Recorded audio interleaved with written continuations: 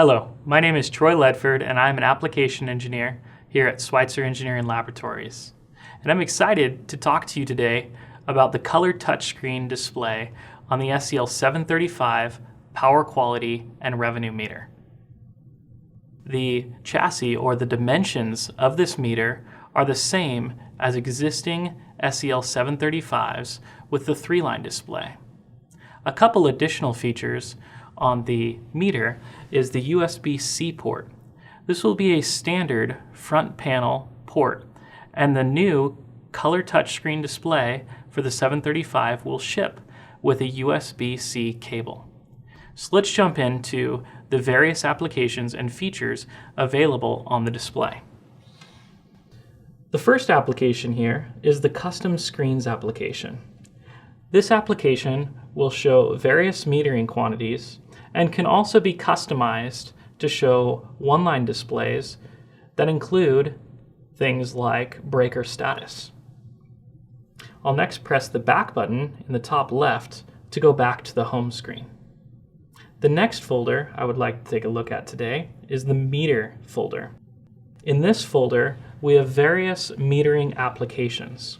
The first application is the Wave View application. In Wave View, you can see real-time oscillography for your various currents and voltages. By pressing the back button, I jump back to the metering folder. The next application I'd like to take a look at is the phasors application. In this application, we can take a look again at the various current and voltages and pause them for analysis. Also available are the sequence components that can be seen as phasor quantities. There are various other useful metering applications available in this folder. Next, I'll press the home button to go back home. In the monitor folder, you have information including relay or device word bit statuses, which are seen for your digitals as either zeros or ones. You can also search through your device word bits to find a specific word bit you're looking for. Also in this folder, you have digital input and output statuses, as well as cell logic counters. In the reports folder, we can take a look at the events that are logged in the meter, as well as the SER with time-stamped data. Next, I'll press the back button to get back to the home screen. In the control folder, we have output pulsing, where we can pulse the output contacts of the meter. The next folder is the device info folder. In this folder, the applications give us meter status, which includes the meter self-tests and the overall health of the meter. We also have configuration data, which includes the IP address for the Ethernet port, the phase rotation, and the frequency, and other basic configuration information. The last application I would like to call out in this folder is the test mode application.